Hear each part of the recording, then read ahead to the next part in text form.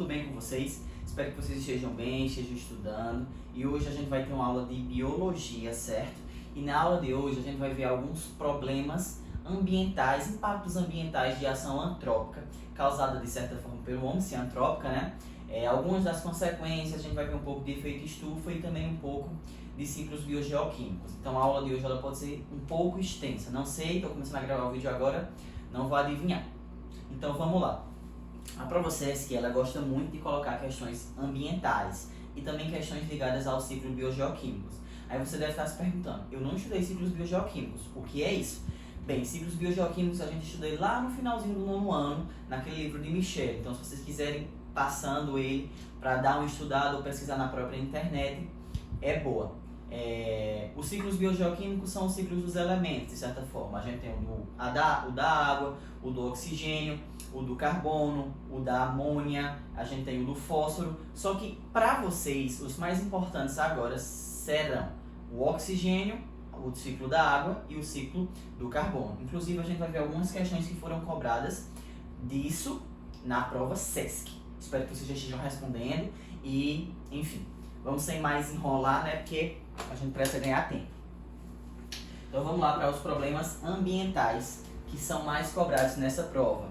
Lembrando que como a prova acontece no Rio, os temas são escolhidos também, são voltados para lá. Alguns do que eu vou falar aqui pode ser que não tenha na nossa região, mas como a prova é aplicada em outra região, você tem que estar sempre estudando. É claro que eu não vou falar também da desertificação. Ah, professor, mas e se cair desertificação? Você vai acertar também. Mas esses são os gerais que eu vejo que tem mais recorrência. Então vamos para eles.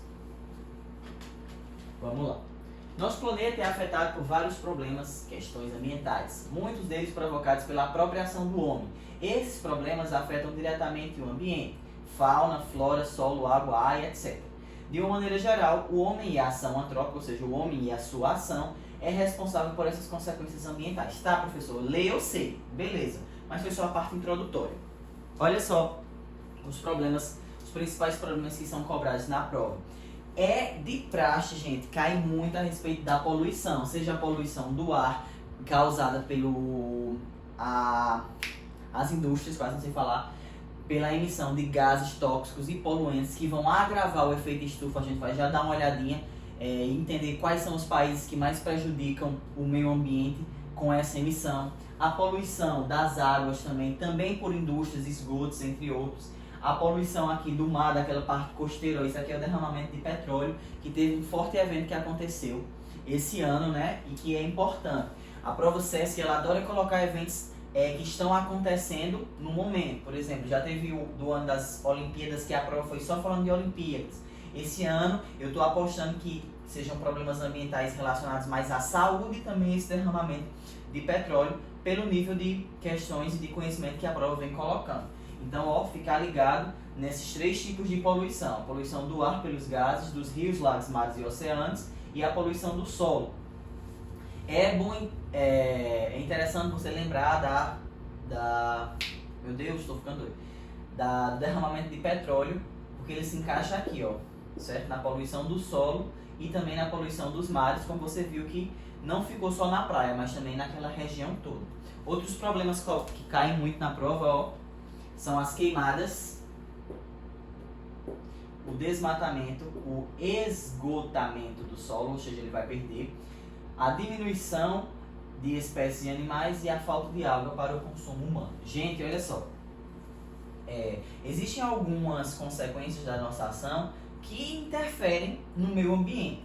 Eu gostaria que vocês pesquisassem, eu vou falar hoje, né? Ah, professor, por que o senhor quer que a gente assista? Porque vocês precisam também se esforçar para ir atrás. Um processo chamado de eutrofização, que acontece quando os rios são poluídos. É comumente falado e pode ser realmente cobrado. Já foi cobrado, se eu não me engano, na prova de 2016. E tem a ver com essas consequências da ação humana. Outra coisa importante é que as queimadas, elas não são só negativas, não. Quando a gente for ver uma aula sobre biomas, existe um bioma, certo? Que é o cerrado, onde acontecem queimadas constantes, por conta da própria vegetação de lá, que é meio seca, vegetação rasteira, o sol incide e acaba tendo essas queimadas. As queimadas que eu estou falando aqui é a queimada provocada mesmo pelo homem. Então já tem esse paralelo aí que pode ser cobrado também. O bioma onde tem as queimadas naturais é o cerrado, e essas queimadas que eu estou falando de consequência é a questão da queimada para o plantio. Você sabe que hoje, quando tem uma vegetação que o homem precisa ir lá para plantar, ele vai primeiro derrubar tudo, desmatar, depois ele joga fogo, queima, e essa primeira queimada você deve pensar, o solo perdeu todos os nutrientes. Não. Na primeira vez, os nutrientes eles ficam mais aflorados, eles literalmente ficam mais na superfície, que vai, de certa forma, fazer com que aquela vegetação cresça mais rapidamente, mais saudável. Só que a incidência de você estar queimando o tempo todo vai prejudicar o solo até que ele perca todos os seus nutrientes. E o solo sem vegetação também, ele fica passível à erosão, ou seja, vai vir a chuva e vai lavar aqueles nutrientes que deveriam estar sendo protegidos pela vegetação que foi retirada. Então tem esse paralelo que vocês precisam estar associando nos problemas ambientais. Se ninguém mexesse, ficaria lá tudo bem bonitinho, não aconteceria esses problemas. Mas como a gente vai para mexer, então temos esses problemas. Então esses são os principais que geralmente são cobrados, viu? Não são os únicos, estou falando os que geralmente são cobrados. Agora vamos ver os ciclos. Olha só, perdão, ainda não vamos ver o ciclo não. Vamos ver os acidentes nucleares e o aquecimento global.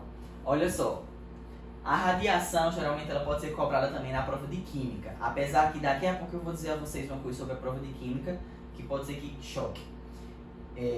Aqui a gente tem o exemplo de Chernobyl que eu coloquei aqui. Também temos a questão de Fukushima no Japão e a radiação que se espalha de um modo geral, provocando consequências. Se eu perguntasse a vocês, qual é a consequência da radiação no ser humano? A gente vai ter as mutações, as deformações, certo? E no meio ambiente, vamos ter plantas que não vão conseguir se recuperar, a gente vai ter a própria mutação da vegetação de alguns animais. Tem um episódio dos Simpsons que eu vou falar que é bem interessante, que lá o Sr. Burns derruba um material radioativo e começa a aparecer esquilo com vários olhos, começa a aparecer animais com duas cabeças. Isso ali realmente é uma consequência. É claro que não vai acontecer daquela forma, mas pode sim haver uma mutação através desse derramamento, dessa contaminação, por conta da radiação, que mude toda a estrutura do DNA, causando o quê? Essas anomalias naturais. Aqui a gente tem uma imagem do buraco da camada de ozônio, que recentemente a gente viu lá onde fica na Antártida, né? O buraco ele foi diminuído. É até bom vocês pesquisarem sobre isso, com a questão do coronavírus, a gente não tendo mais essas taxas de poluição tão altas, ele foi começando a diminuir. Teve um que desapareceu totalmente, que a gente nem sabe como foi isso ainda está em estudos. Então é sempre bom você estar dando uma lida nas notícias ambientais, certo? Vamos agora para o próximo tema, que é o efeito estufa. Quando a gente fala de efeito estufa, que também é muito cobrado nessa prova, a gente já associa diretamente ao aquecimento do planeta e só lembra de aquecimento global. Mas não é bem assim, gente. O efeito estufa ele é um aquecimento natural. Eu preciso desse efeito, eu preciso desses gases que ficam aqui para que a Terra ela aqueça e esfrie normalmente e mantenha a vida aqui, porque sem eles o Sol iria lançar muito a radiação, a gente consequentemente morreria torradozinhos, mais do que no sertão, né, como a gente já tá. E com isso, gente, não teria como ter vida na Terra. Então, esse efeito estufa, certo, que faz esse aquecimento, que os raios batem e voltam, vocês aprendem lá no sexto ano, ele é natural. Agora, por conta das nossas emissões de gases poluentes, esse efeito estufa está virando um efeito, de certa forma, artificial, que é a consequência, o aquecimento global. Aí sim, o aquecimento global é o aquecimento do planeta de forma anormal. As temperaturas elevadas, o derretimento das calotas polares, aquelas questões dos ursos ficando sem onde viver. Enfim, toda uma consequência mediante o agravamento do efeito estufa. Mas se não tivesse esse agravamento, seria normal, beleza? Olha só agora alguns países que eu vou mostrar já para vocês. Mas antes vamos entender aqui. A radiação solar atravessa a atmosfera terrestre, bem sexto ano aqui. A Terra absorve a radiação solar emitida por essa do espaço de forma de calor, ou seja, o Sol vai e bate, a gente devolve uma parte, porque se recebesse tudo morreríamos todos queimados. E alguns gases, como o dióxido de carbono, o metano, entre outros, impedem que essa energia escape, o que aumenta a temperatura na superfície do planeta. Olha só, memorizem esses gases de aquecimento global. O dióxido de carbono, CO2, vocês vão ver isso em química. O óxido nitroso, N2O2. O metano, CH4. E os clorofluorocarbonetos, que é o CFCs. Esse daqui, olha só, onde é que tem aqui, principalmente, ó. A gente tem os CFCs nos aerosóis, a gente também tem a maioria das geladeiras antigas também libera esses CFCs, que são prejudiciais para o efeito estufa. O que é que eles fazem? Eles retêm o calor, veja que eles retêm o calor, certo? E impedem que eles saiam, por isso que o planeta aquece tanto. Ah, então quem são os maiores países que prejudicam com a emissão desses gases? Vamos dar uma olhadinha agora, que pode ser que seja tema da prova de vocês.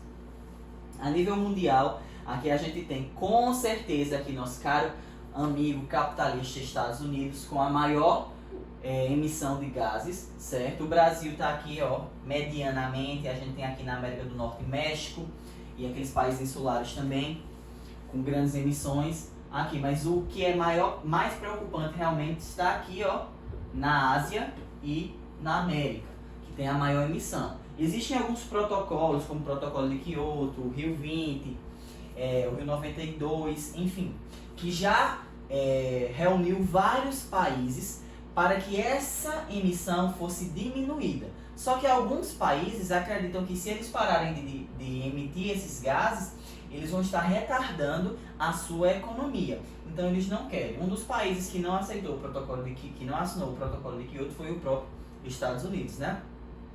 Enfim, mas é feito, de certa forma, uma agenda ambiental para que essa emissão vá sendo gradativamente diminuída. Mas o que está acontecendo ultimamente é só o aumento e o agravamento do aquecimento global e de outros problemas ambientais também.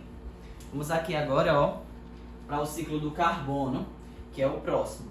Olha só, antes de eu iniciar aqui no ciclo do carbono, oxigênio e da água, que a gente vai falar, eu vou falar uma coisa a respeito da prova de química. De 2016 até o ano passado, caiu uma questão do assunto de química na prova de vocês. Então ele vai bem associado à biologia, certo? Assim como física também só caiu velocidade média. Não é que a gente não vai ter aula, a gente vai fazer algumas revisões também, mas vai focar mais nos assuntos que são cobrados da prova de biologia. Apesar de que de física, como vocês já assistiram o vídeo, só cai velocidade média, certo? Então vamos lá, ciclo do carbono. Olha só o que está acontecendo aqui. O carbono, gente, é um elemento que está, de certa forma, nas nossas estruturas. A gente tem proteínas com carbono, nosso DNA tem carbono. Tudo que a gente tem ao nosso redor também tem carbono, então ele é muito importante. Vamos ver como é que acontece esse ciclo do carbono aqui, ó. Olha só, o carbono, ele entra para as nossas estruturas através de um processo que vocês aprenderam lá no 6º ano, 5º ano, que é o processo de fotossíntese.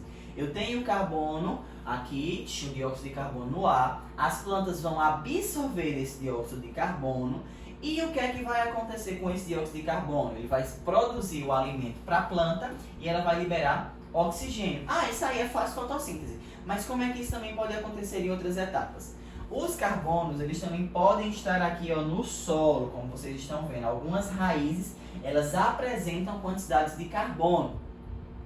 E quando alguns seres vão morrendo, que a gente sabe aquele processo de fossilização, todo bem direitinho, eles vão morrendo, vão sendo colocados camadas sobre camadas, esse carbono ele vai sendo mineralizado e vai formar o carbono fóssil. E o que é o carbono fóssil, professor? O carbono fóssil ele é encontrado onde? Nos combustíveis fósseis, como o petróleo, como o carvão mineral, enfim, esses elementos que vão estar sendo utilizados onde? Aí onde eles vão estar usando? Nos veículos, que vai estar enviando novamente esse carbono para o ar, para ser novamente absorvido pelas plantas, pelos animais, para quando eles morrerem, começar todo esse processo de novo. Ah, professor, o senhor fala como se fosse de uma forma rápida, mas não é. Para se formar o petróleo, o gás mineral, o O carvão são milhares e milhares e milhares e milhares de anos. Então não veremos a formação, nós, de petróleo e de combustíveis fósseis, certo? A gente vai ter mais que retirar os que já estão formados para serem utilizados. Esse ciclo aqui, ele pode ser prejudicado pela emissão, porque a maioria das plantas não conseguem absorver todo o carbono que é produzido pela quantidade infinita de veículos e de indústrias que estão emitindo eles. E o que é que está tendo mais? A gente está desmatando as plantas. Então, consequentemente, o que é que acontece? Menos plantas para absorver a quantidade de carbono, agravamento do efeito estufa. Vamos para o próximo ciclo. O ciclo do oxigênio é bem semelhante ao do carbono, porque ele vai estar baseado totalmente aqui na fotossíntese. Novamente, a gente vai ter o quê? Quando a gente falar de ciclo do oxigênio, lembre sempre de respiração. Tanto a respiração animal quanto a respiração vegetal. Como é que isso vai acontecer? Lembra lá do carbono que a planta vai absorver? Então, assim, a partir do momento em que ela absorve esse carbono, ela vai liberar oxigênio. Esse oxigênio vai ser inalado, a gente vai respirar esse oxigênio e vai liberar carbono. E vai ficar nesse ciclo contínuo.